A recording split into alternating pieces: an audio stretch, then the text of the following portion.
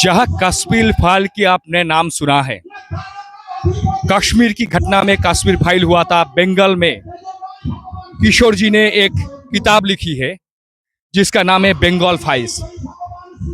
मेरे साथ किशोर जी है, उनसे हम बात कर लेंगे क्यों ये बंगाल फाइल बनाया है, क्यों किताब लिखी है। আমরা যখন সিনেমা দেখলাম কাশ্মীর ফাইলস, তখন আমরা দেখলাম যে কাশ্মীরে যে বন্দীদের উপরে প্রচণ্ড অত্যাচার হয়েছে তার একটা ইতিহাস ওই বইতে আছে, ওই সিনেমার মাধ্যমে সেটা দেখানো হয়েছে। কিন্তু কাশ্মীরে যে পণ্ডিতরা ছিলেন তারা কিন্তু শিক্ষা দীক্ষায় অনেকটা এগিয়ে ছিলেন। আপনারা জানেন যে মিঠুন চক্রবর্তী যে অভিনয়টা করেছে সেটা আইএস অফিসারের অভিনয়, এবং দেখা গেছে যে তিনি মুখ্যমন্ত্রীর সঙ্গে কথা বলছেন, কাশ্মীরে হিন্দুদের অত্যাচারের বর্ণনা দিচ্ছেন। কিন্তু পূর্ববঙ্গে যে মানুষগুলো ছিল, বিশেষ করে বাংলা ভাগ হওয়ার পরে শিক্ষিত এবং বন্য হিন্দুরা প্রায় সবাই এদেশে চলে আসে, এবং শিক্ষিত তপশিলি মানুষও চলে আসে।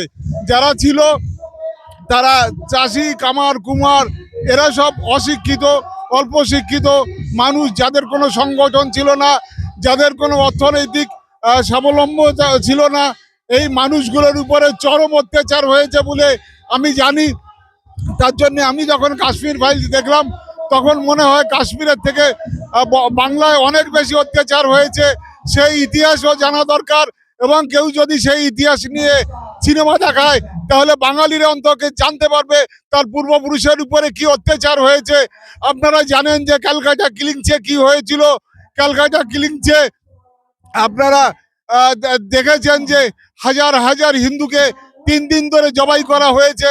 সেই সময় আবুল কালাম আজাদ এয়ারপোর্টে গিয়েছিলেন, তার গাড়ি 3বার অ্যাটাক করা হয়েছিল, কিন্তু তখন তিনি কংগ্রেসের প্রেসিডেন্ট ছিলেন এবং ওখানকার মুসলমানরা বলেছিল উনি তো মুসলমান, ওনাকে ছেড়ে দে।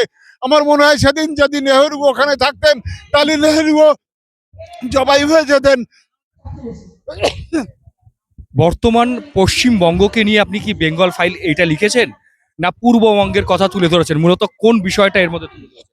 আমি বর্তমান পশ্চিমবঙ্গ নিয়ে খুব একটা এখানে লেখা নেই, কারণ আমি চেয়েছি যে পূর্ববঙ্গের ইতিহাস, আমার পূর্বপুরুষদের সঙ্গে যে ঘটনা ঘটেছে সেটা যেন আমার বর্তমান প্রজন্ম এবং আমার আগামী প্রজন্ম জানে, এবং কেন তারা এই কাজটা করেছে।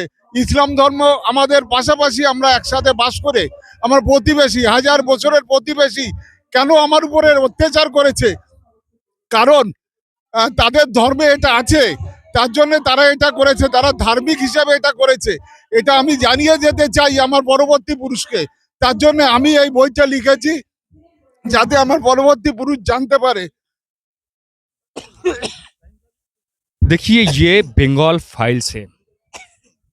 इसका लिखने का एक ही मतलब है, अगली पीढ़ी क्या हुआ था उनके साथ, उनका पुरुष के साथ, ये समझाने के लिए, दिखाने के लिए इन्होंने ये इस किताब को लिखा है। तो इस किताब में पूरी घटना की जो क्या क्या हुआ था हिंदू के साथ, यह इस किताब में दर्ज है। मैं बापी मिस्त्री, वेस्ट बंगाल, क्रेटली मीडिया।